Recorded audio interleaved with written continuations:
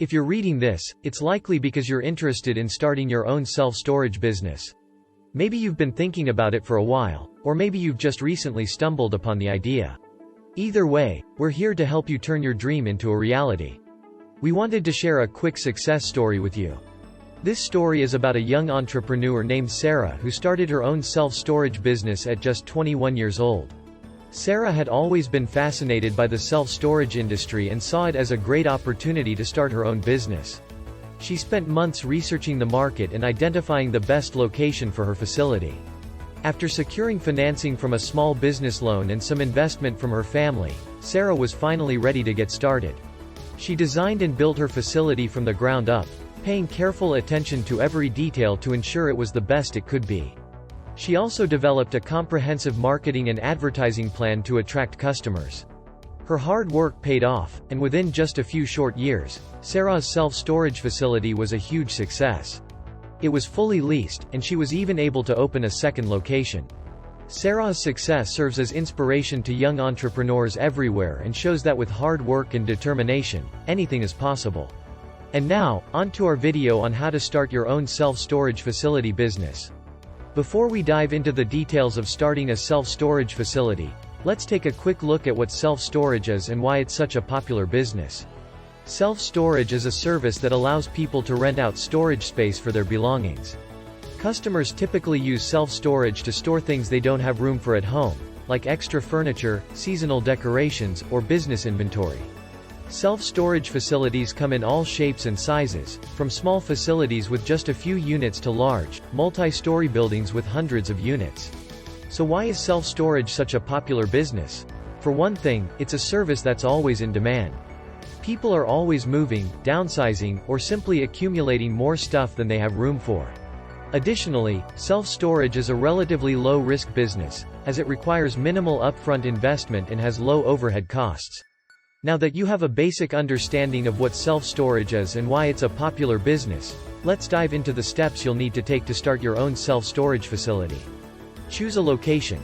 When it comes to self-storage, location is key. You'll want to choose a location that's easily accessible and has a high demand for self-storage. Look for areas with a high population density, as well as a high number of apartments and condos, as these tend to have a higher demand for self-storage. Determine your target market. Who will your customers be? Are you targeting residential customers, business customers, or both? There are a few different factors to consider when determining your target market. These include location. The location of your facility will likely play a big role in determining your target market. For example, if you are located in a residential area, you may want to focus on targeting residential customers. On the other hand, if you are located near a lot of businesses, you may want to focus on targeting commercial customers. Demographics. Consider the age, gender, income level, and other characteristics of the people in your area. This will help you understand who is most likely to need self-storage services. Competition. Take a look at your competition and see who they are targeting. This will give you an idea of who is already being served in your area, and what niches may be untapped. Customer needs. Think about the specific needs of your potential customers. Do they need climate-controlled units? Do they need a lot of space or just a little?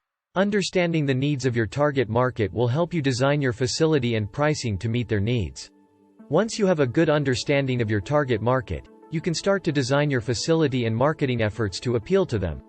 This might involve designing your units to meet their specific needs, creating marketing materials that speak to their interests, and offering promotions and discounts that will appeal to them. Understanding your target market will help you design your facility and marketing efforts to meet their needs. Determine the size of your facility. How many storage units do you want to have at your facility? This will depend on the size of your location and the demand for self-storage in your area. You'll want to have enough units to meet demand, but not so many that you have a lot of empty units. Design your facility. Now it's time to start planning the layout and design of your facility. You'll need to consider things like the size and layout of your units, the type of security measures you'll need, and any additional features you want to offer, like climate-controlled units or covered loading areas. Obtain financing. Starting a self-storage facility can be a significant investment, so you'll likely need to obtain financing in order to get your business off the ground. There are a few different ways you can obtain financing for your self-storage business. These include Small business loans. One option is to apply for a small business loan from a bank or other lender. This will typically involve submitting a business plan and financial projections, as well as providing collateral and personal guarantees. Investment from friends and family.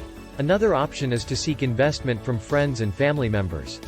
This can be a good option if you don't want to take on debt, but it's important to be clear about the terms of the investment and to treat it like a professional business arrangement.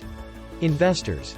You may also be able to find investors who are interested in investing in your self-storage business. This could be a good option if you don't want to take on debt and don't have access to investment from friends and family. No matter which financing option you choose, it's important to carefully consider the terms and ensure that you are comfortable with the level of risk and the repayment terms.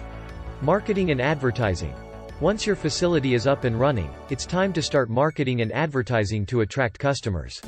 This could involve creating a website, running ads in local newspapers and on social media, and reaching out to local businesses and organizations to let them know about your services. Starting a self-storage facility can be a challenging but rewarding endeavor. By following these steps and staying focused on your goals, you can turn your dream of starting a self-storage business into a reality. Remember to do your research, carefully plan and design your facility, and consider all of your financing options. And don't be afraid to ask for help along the way. There are many resources available to small business owners, including industry associations, small business development centers, and online forums. Good luck, and we hope your self-storage business is a huge success.